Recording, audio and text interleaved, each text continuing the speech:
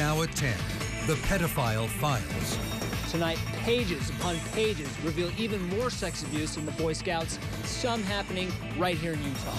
Mystery illness. Tonight, digging deeper into what caused a Richmond family to fall sick inside their toxic house.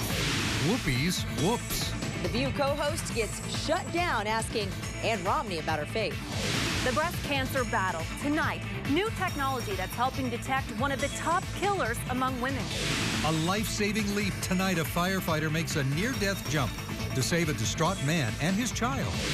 Non-stop news at 10 starts right now. Good evening, I'm Kylie Conway. And I'm Brent Hunsaker. Tonight, the pedophile files from the Boy Scouts of America reveal a long history of child sex abuse cases. More than 14,000 pages from those files, including 3 cases right here in Utah. The Night Team's Brian Carlson is live at the Boy Scout headquarters with more on these cases. Brian. Yeah, Brent, these documents that you're talking about were just made public today. They list, line upon line, Boy Scout leaders accused of sexually abusing scouts. And the Boy Scouts of America have tried to conceal these files. Tonight, you're going to understand why. But I have a warning for you. The video you're about to see is graphic and may be considered disturbing. I kept wishing to myself that he would take his arms off me. First, Blank stroked his leg. Then he pulled down his clothes again. They're the accounts of thousands of sexual abuse victims now out in the open. Blank took his thumb and forefinger and moved to a stroking action up and down the length of the penis, masturbating Blank. With the approval of the Oregon Supreme Court, 20,000 documents have now been released showing 20 years of abuse by select leaders of the Boy Scouts of America. Child abuse thrives in secrecy, and secret systems are where it breeds. And these secrets are out. The documents name more than 1,000 suspected sexual predators, including 3 right here in Utah. Eric Hacking from Orem, Gerald Burgee of Ogden, and Leroy Harvey Richens from Provo. In 1981, Burgee was convicted of attempted sexual abuse. Victim was a young boy. In 1983, Hacking was found guilty of sexual abuse to a child at the Mapledale Scout Camp in Payson. It's the same place where a detailed sexual assault is described accusing Leroy Richens in January of 1976. It states, Leroy suggested he and an unnamed scout ought to zip bags together and sleep together in order to stay warm. The scouts went to sleep, but around 2 a.m., the victim was awakened by Blank stroking his leg about 6 inches above the knee, and says after stroking his leg for 2 to 3 minutes, Blank then reached above and pulled down his Blank long johns and shorts from his waist to just below his genitals, and then used both of his hands, the one manipulating Blank's testicles and the other stroking Blank's penis. He fondled Blank this way for 5 minutes.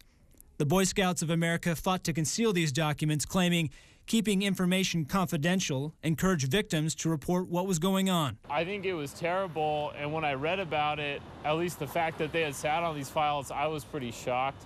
These documents may be the first of many more to come.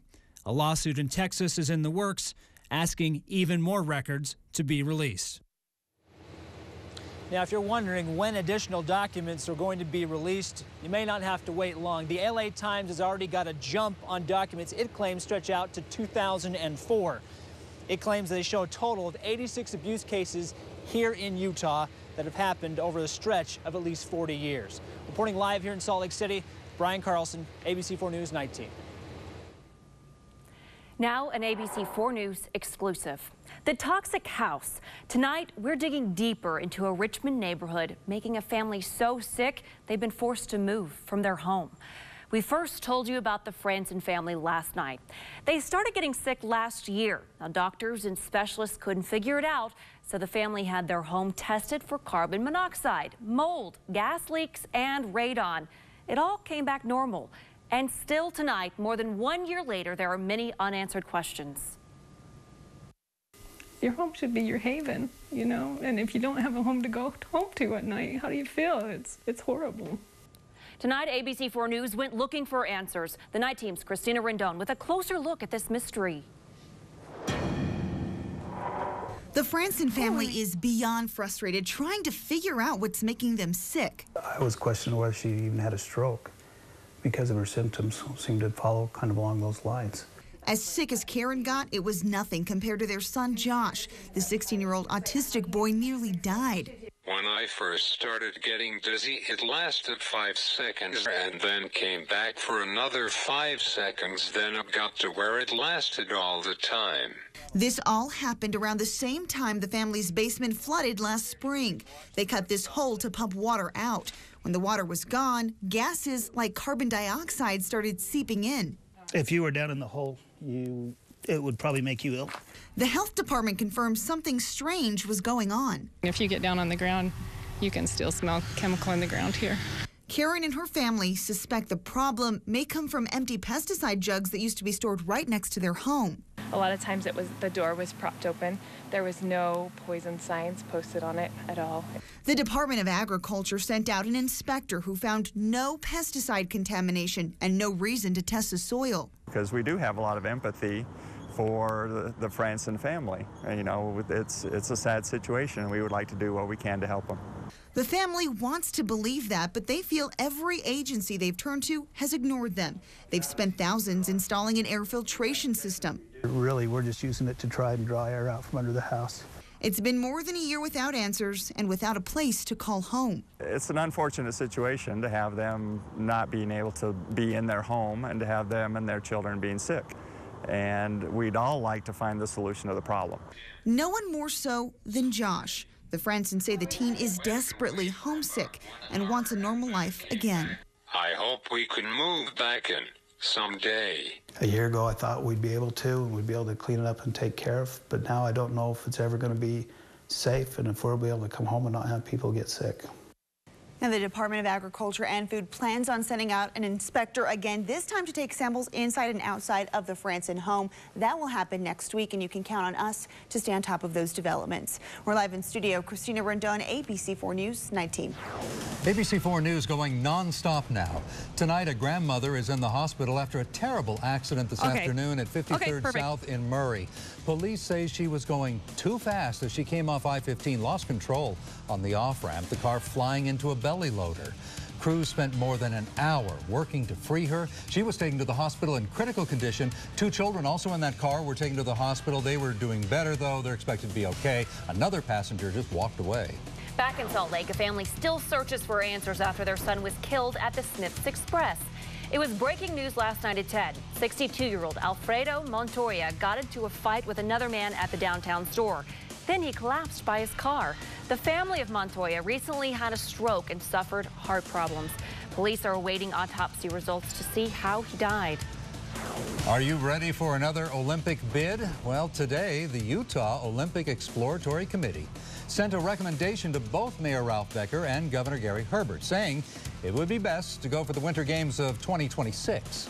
The two will go over the report and will decide in mid-November whether to get behind another bid. Now, ABC4's Pinpoint Weather, Utah's most accurate forecast. And it's another seasonably chilly night along the Wasatch Front with temperatures running on into the 40s, but we simply don't have a lot in terms of wind, so it's actually going to be a nice start to the weekend. More sun equals more warmth, but next week, topsy-turvy would be an understatement. We'll have several doses of rain, mountain snow to contend with, but not everyone gets wet. I'll have that coming up in a bit, Brent. And ABC4 still going nonstop. Fort Hood, Texas. An Army appeals court says that the Fort Hood shooting suspect, Nidal Hassan, can have his facial hair forcibly shaved off. The judge says the Federal Religious Freedom Restoration Act does not give Hassan the right to have a beard while in uniform at trial. Hassan faces the death penalty if convicted in the 2009 attack on the Texas Army post that killed 13. Final stop is Framingham, Massachusetts. The CDC saying that it has found fungus inside sealed vials of injectable steroids at the lab responsible for a meningitis outbreak that has so far killed 20. The CDC says it is unclear how the fungus got into those vials. So far, 257 people in 16 states have gotten sick because of the tainted supply. Your voice, your vote, and a whoops by a whoopee. The View co-host fires off a gotcha question at Ann Romney in this morning's show, only to get shut down. The topic, her Mormon faith. The Night Team's Kim Fisher breaks down the video and gets your response. It's It's the correction heard round the world. As First Lady, if you get the job, it's going to entail a lot of things, and one of those things is going to be talking to the mothers whose children are coming home in bags, you know, from wars. Now, I believe that your religion doesn't allow you to go fight. No, that's not correct. Okay, so we have many members of our faith that are serving in armed services. Whoopi Goldberg, believing an article she read about Mitt Romney, learns the hard way. You can't believe everything you read. Okay. Well, I say that because when I read about your husband, what I had read, and maybe you can correct this, is that the reason that he didn't serve in Vietnam was because it was against the religion. That's what I read. No, that's not correct. He was serving his mission, and you know, my 5 sons have also served missions. None served in the military. People we spoke with here in Utah said Ann was right to respond the way she did. I think bravo to Ann Romney for putting things straight, letting integrity show the way. I believe she was right on the spot. We believe in serving in the military and defending the things that we're passionate about. Now, Fox News was quick to point out that this interview with Ann Romney was much more hard-hitting than what The View did with the Obamas a couple of weeks ago. They even called that a love fest. Reporting live in the Satellite Center, Kim Fisher, ABC4 News Night Team. Well, for the second time just this week, President Obama and Mitt Romney appeared together, not to debate this time, but to have a little fun and get a few laughs. They both spoke tonight at an annual charity dinner put on by the Archdiocese of New York. The president and the challenger were all smiles at the black tie event at the Waldorf Astoria, and for the night, they tried to set aside politics in favor of one-liners. It's nice to finally relax and to wear what Ann and I wear around the house. The dinner to raise money for Catholic charities is a campaign tradition going back 67 years. No, I had a question, and the question was, how much did you... Gone for the moment was the finger-wagging and the interruptions, although the president did comment how much better he did in Tuesday's second debate. I felt really well rested after the nice long nap I had in the first debate. Mitt Romney still thinking of the vice presidential debate. I was actually hoping the president would bring Joe Biden along this evening, because he'll laugh at anything. I went shopping at some stores in Midtown. I understand Governor Romney went shopping for some stores in Midtown. When the laughs died down, it was back to the campaign, the final debate coming up Monday in Florida. Winning the battle against breast cancer, it could be as simple as putting on your bra. See the new technology that could save lives. Busted. Police arrest nearly 24 child predators. Tonight, the dramatic takedown. Caught on camera, tense moments as firefighters work to rescue a distraught man. Tonight, the life-saving leap.